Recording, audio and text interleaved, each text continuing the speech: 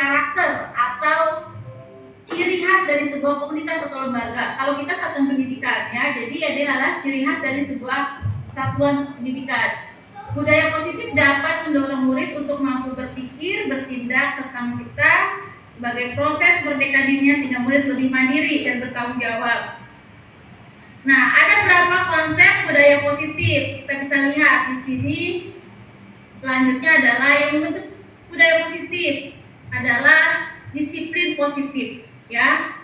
Jadi di sekolah itu harus adanya disiplin positif. Apa itu disiplin positif?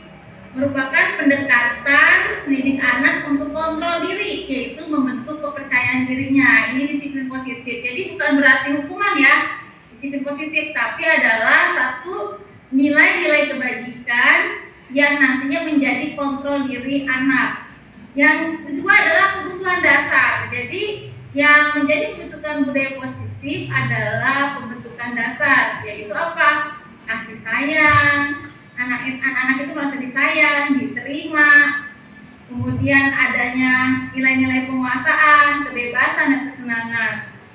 Ini anak-anak punya hak seperti ini di sekolah. Kemudian posisi kontrol.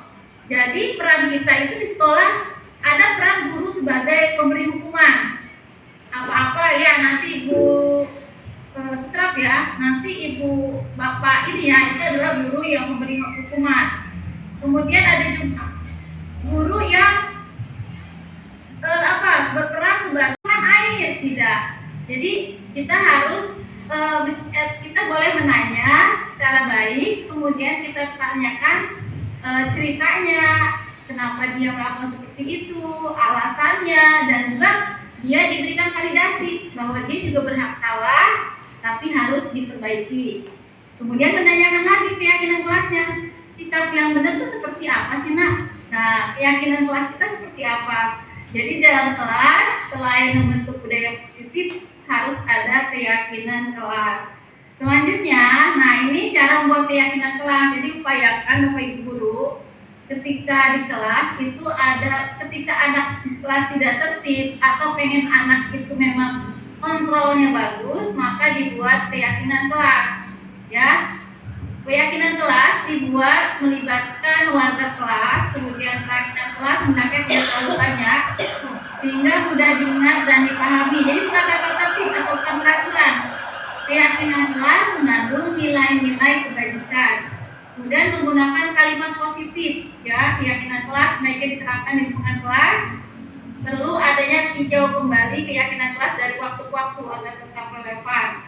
Nah, ini adalah kenapa sih butuh keyakinan kelas dalam budaya positif? Karena nanti timbulnya motivasi internal untuk disiplin mandiri, menanamkan nilai-nilai kebajikan dalam pembelajaran, murid menjadi pribadi mandiri, disiplin dan bertanggung jawab, kemudian terjalinnya hubungan yang harmonis antara guru dan murid. Ini Bu, tujuan dari keyakinan kelas.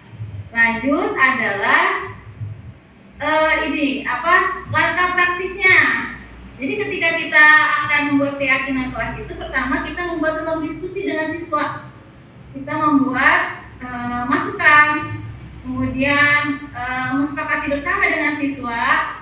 Nah, kemudian Bapak Ibu guru mencatat pendapat murid di papan tulis atau di kertas. Kemudian merumuskan keyakinannya secara bersama-sama, nilai keyakinannya apa. Misalnya kalau kita di sekolah itu anak-anak suka bermain atau suka bermain lain yang menyakiti teman. Maka di situ nilai kebajikannya adalah harus menghormati teman atau menghormati guru di sekolah. Jadi apa nilai kebajikan yang hormat?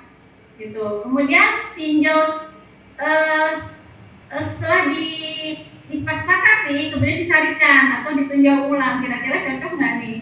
Nah, kesepakatan itu pada akhirnya harus ditandatangani secara bersama. Jadi ketika keyakinan itu sudah disepakati secara bersama, maka mereka akan, ketika mereka melakukan kesalahan, maka anak-anak itu diingatkan lagi dengan keyakinan kelas yang telah dilakukannya. Ini contohnya. Ya, jadi ada diskusi, kemudian ada presentasi tentang keyakinan kelas setelah mereka buat. Pada akhirnya keyakinan kelas itu dibuat, kemudian ditandatangani secara bersama. Itu adalah keyakinan kelas yang kita bangun di kelas. Mudah-mudahan dengan itu semua akan terbentuk budaya positif di sekolah. Sebenarnya semua guru punya guru ataupun pendidik pada dasarnya ingin memiliki siswa-siswa yang berkarakter. Tapi kita bagaimana mengupayakan atau memiliki budaya atau aturan melalui keyakinan kelas. Seperti itu. Jadi diseminasi ini, sosialisasi ini diharapkan Bapak Ibu guru di kelasnya mulai membentuk keyakinan kelas, jadi mengubah peraturan menjadi keyakinan. Itu aja sih Pak Mus untuk diseminasinya seperti itu. Baik, terima kasih banyak Bu atas diseminasi.